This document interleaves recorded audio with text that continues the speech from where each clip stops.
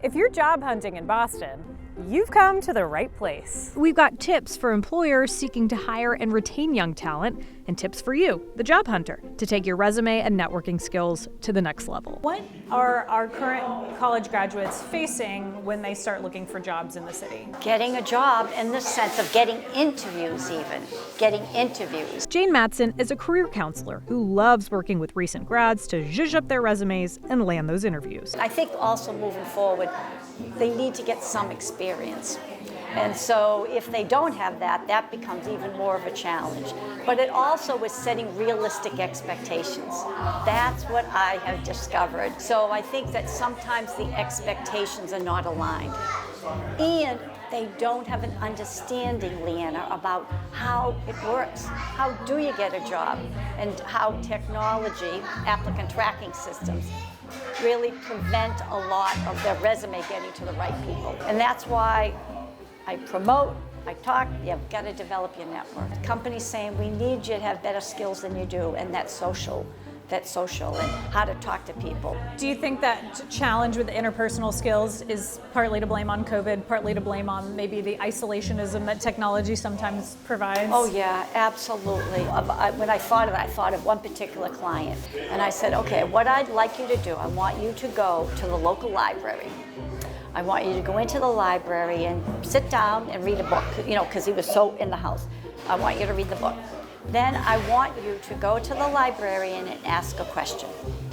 So I believe in little steps, because I wouldn't say to this person, I want you to go to this networking meeting, there's not 200 people. Of course not.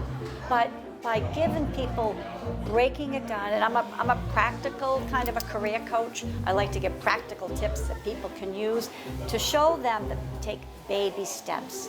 Tell us a little bit about your book and what people can find inside of it. Yes. You, me, you. I came to realize that I was really talking about the wrong thing. I was talking about how do you network. But in reality, I needed to be talking about how to build a relationship. You're interviewing me today, right?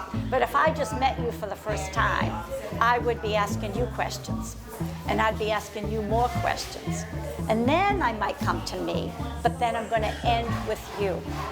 And so you walk away thinking, oh, she was so nice. Well, because I was interested in you and not interested in me. This might also be applicable to somebody's dating life. Leanna, I have something in the book on that. Is there something that workplaces should do to really embrace this generation for everything that they come with? When they get in there, you get them in, but how are you treating them when they're in there?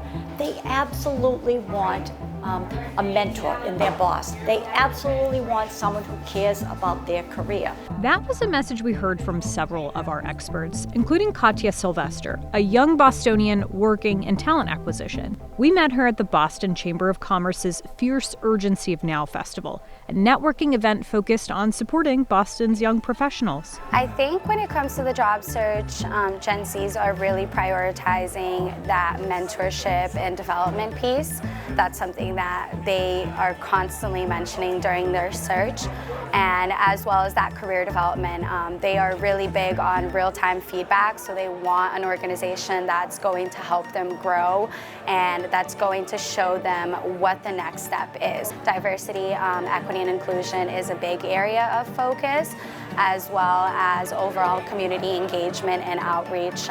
So thinking about sustainability efforts and just the overall impacts that organizations have within the overall Commonwealth. I think that's something that they're looking into as well. For individuals, it's really important where you live. Sandy Lish, leader at the Castle Group, couldn't agree more. She spoke at the Fierce Urgency of Now Festival on the importance of workplace allies.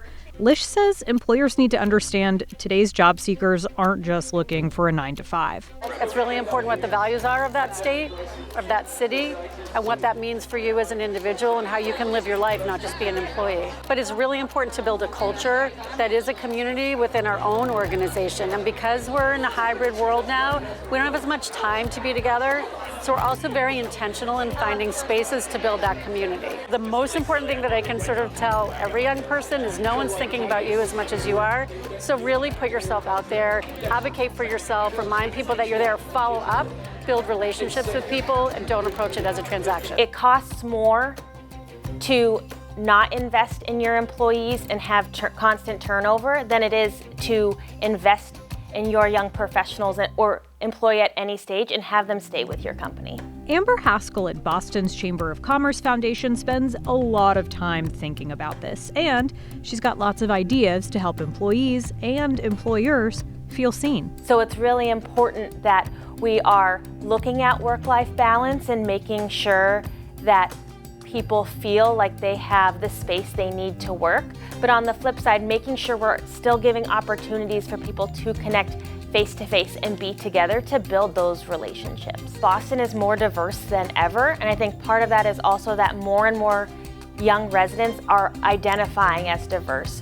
So with more and more residents identifying as diverse, it's even more important for us now to listen to their needs and make sure that we're creating the best possible programming to address those. So if you're currently on the hunt, use these tips to help guide you on your journey.